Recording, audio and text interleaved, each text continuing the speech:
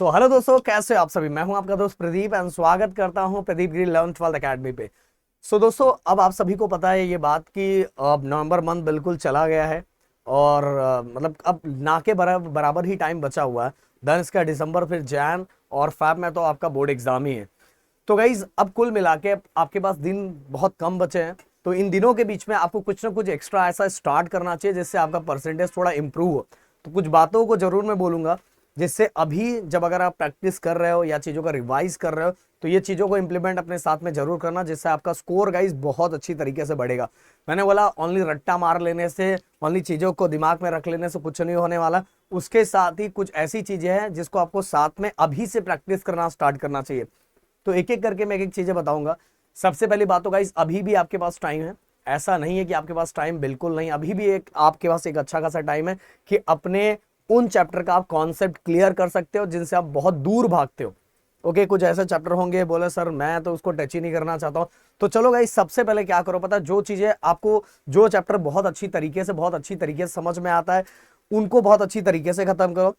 फिर बाकी को एक बार वन शॉट में देखने का ट्राई तो करो, हो सकता है आपको थोड़ा मजा आने लगे, अच्छा लगने लगे।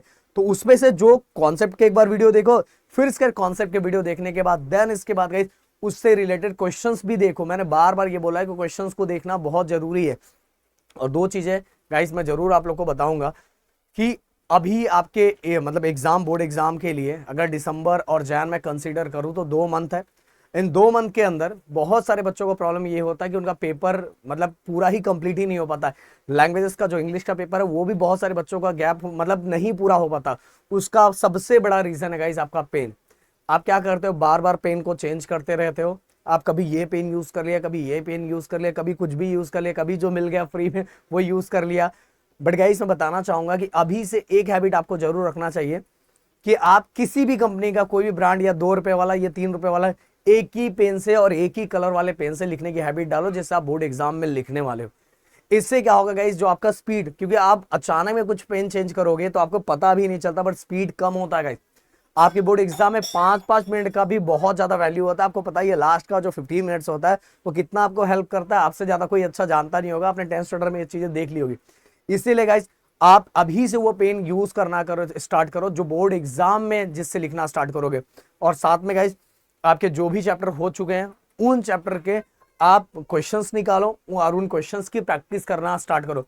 इवन गाइस अपने हमने प्रदीप 11th 12th अकेडमी जो हमारा ऐप है उस पर ऑलरेडी हमने बहुत सारे चैप्टर के मतलब हमने बहुत सारे चैप्टर के सैंपल पेपर अपलोड किए हैं।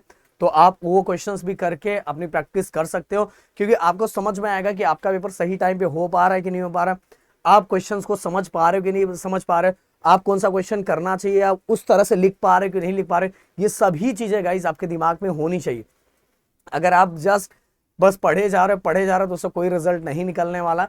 एक बात मैंने बार बार बोला कि अपने आप को चेक करना बहुत जरूरी है कि आपने रोटेशनल डायनामिक किया। अब रोटेशनल डायनामिक के 2-3 सैंपल पेपर निकालो, उन सैंपल पेपर को निकालने के बाद आप उन क्वेश्चंस को समझ पा रहे हो क्या कि जो आपने लर्न किया क्या उसी का आंसर है। अगर नहीं कर पा रहे हो तो मतलब कहीं ना कहीं आपकी तैयारी पूरी नहीं है उस चैप्टर की। तो आपको पूरी तैयारी करनी चाहिए। और साथ में गाइस आपको मतलब आपके कितने चैप्टर हुए हैं, अभी कितने बाकी हैं और कितने पूरी तरह से हुए हैं, कितने पूरी तरह से हुए हैं उनका कैलकुलेशन आपके पास होना तो होना ही चाहिए। अगर वो कैलकुलेशन आपके पास नहीं है तो गाइस बहुत पछतावा होगा और बहुत फील होगा।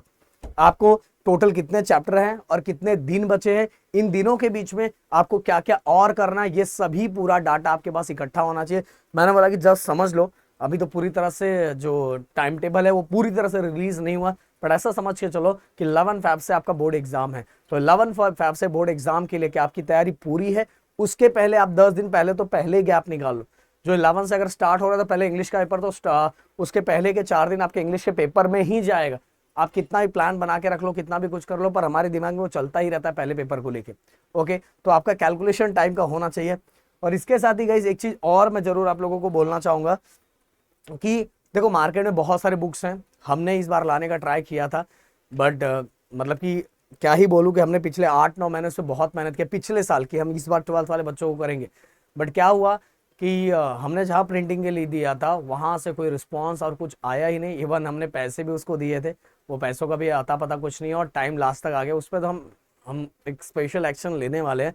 बट गाइस यहाँ अब टाइम लास्ट में आ गया है, इसलिए मैं बोलूंगा कि मार्केट में जो उत्तम का एक बुक है, ओके, मैं कोई प्रमोशन नहीं कर रहा हूँ, कुछ नहीं कर रहा हूँ, आपको आपके वाइज जो अच्छा लगे, बट मैंने जो इतने सालों में देखा हुआ है वो बहुत अच्छा है। उत्तम का बुक यूज करो, उसके अंदर जो क्वेश्चंस दिए उनको प्रैक्टिस करना स्टार्ट करो, जिससे आपको बहुत ज्यादा हेल्प मिलेगा।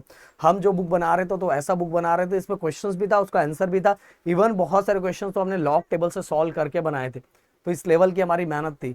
बट वो बुक का पीडीएफ बनाना, क्योंकि उसको टाइपिंग करना था, सब कुछ करना था, वो हो नहीं पाएगा इस सही टाइम पे। तो बट अभी भी 2-4 लोगों से बात चल रही है, बट क्योंकि आपका एग्जाम नजदीक आ चुका, तो मैं आपको बिल्कुल नहीं बोलूंगा कि बिल्कुल रुको, अपनी पढ़ाई कंटिन्यू जारी कर देनी चाहिए। और साथ में गाइस, जो हमारा रैंकर क्रैश कोर्स है वो 25 नवंबर से स्टार्ट हो रहा है। आप सभी को जुड़ना चाहिए, क्योंकि आप सभी को यहाँ के हर टीचर्स के बारे में सब कुछ पता है, क्योंकि उनका लेवल ऑलरेडी बहुत उस लेवल का है जिससे आपका लेवल अपने आप बढ़ेगा गाइस। इसलिए आपको जुड़ना चाहिए और बहुत अच्छी तरीके से पढ़ना चाहिए। और अभी जुड़ते हो तो आपको रैंकर के जो डिटेल लेक्चर्स थे वो ऑलरेडी मिल चुके हैं। मेरा फिजिक्स 1 पूरा खत्म हो चुका है। राहुल सर का मुझे लगता है, राहुल सर कितना बाकी है आपका? 2-3 एक्सरसाइज बचा हुआ है। मैथ का या 2 या 3 एक्सरसाइज बचा हुआ है। एंड फिजिक्स 2 का भी मुझे लगता है 1 या 1.5 चैप्टर बचा हुआ है। और केमिस्ट्री की भी अगर मैं बात करूं तो 1 या 1.5 चैप्टर बचा है, और पूरा का पूरा सिलेबस डिटेल लेक्चर का भी कंप्लीट हो चुका है गाइस। तो मैं बोलूंगा कि आप लोग को जुड़ना चाहिए और बहुत मजेदार तरीके से पढ़ना चाहिए। तो चलो मिलते हैं नेक्स्ट वीडियो में। Thank you so much guys. जय हिंद एंड जय महाराष्ट्र दोस्तों।